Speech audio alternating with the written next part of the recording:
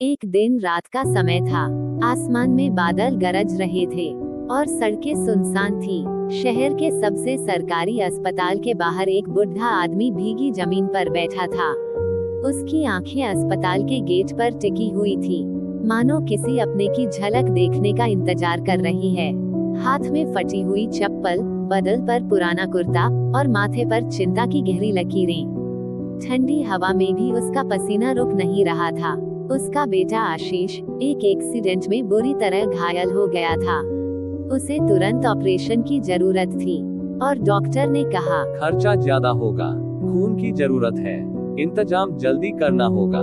रामनाथ, जो खुद अपनी दवा के लिए भी दूसरों की तरफ देखता था, अब बेटे की जान बचाने के लिए खुद को बेच देने को तैयार था। वक्त कुछ साल पीछे चला गया। वही आशीष जो बचपन में अपने बाप से लिपट कर सोता था, अब वही आशीष जिसने बड़े होते ही अपने बाप की गरीबी पर शर्म महसूस की थी। एक दिन आशीष गुस्से में अपने पिता से बोला, आपने किया ही क्या है जिंदगी में? ना पैसा कमाए, ना नाम कमाया, ना रुतबा कमाया, और मैं जब बड़ा आदमी बनूंगा तो मैं किसी से झुककर बातचीत नहीं करूंगा, ना मिलूंगा।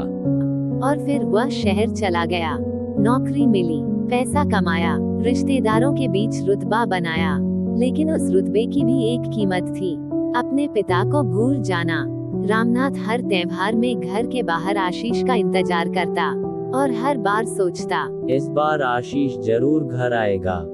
मोहल्ले वालों को दिखाने के लिए मिठाई का डिब्बा लाकर रखता, लेकिन हर बार वो मिठाई का डब्बा खराब हो जाता था, सूख जाता था।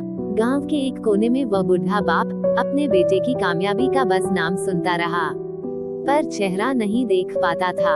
और आज जब मौत आशीष के दरवाजे पर खड़ी थी, रामनाथ फिर वही कर रहा था, बिना कुछ मांगे, बिना कोई शिकायत किए, अब उसके लिए दौड़ा जा रहा था।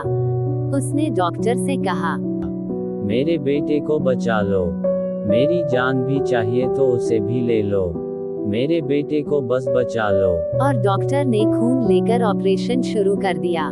कई घंटे बाद जब आशीष को होश आया, तो उसने सबसे पहले डॉक्टर से पूछा, मुझे यहाँ कौन लाया? डॉक्टर ने मुस्कुराते हुए बोला, वो लाया है जिसे तुमने सालों से नहीं देखा, पर उसने तुम्हें बिना देखे ही हर दिन याद किया। वह जिसकी फोटो तुमने फ्रेम से हटा दी थी, वह जिसे तुमने गरीबी समझकर छोड़ दिया था, लेकिन आज उसी के खून से तुम्हारी जान बची है।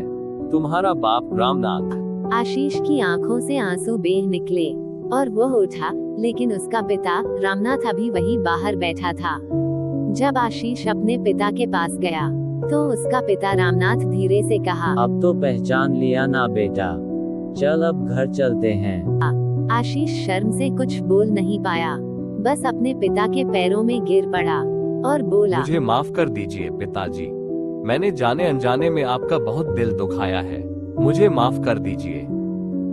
दोनों मुस्कुराते हुए घर चले गए। उस दिन आशीष को पता चला, दुनिया कितनी भी बड़ी क्यों ना हो जाए, कामयाबी कितनी भी ऊंची क्यों न मिल जाए, अगर कोई बिना शर्त, बिना लालच के सिर्फ आपके लिए जीता है तो वह माँ बाप होते हैं, और उन्हें भूल जाना सबसे बड़ी गरीबी होती है।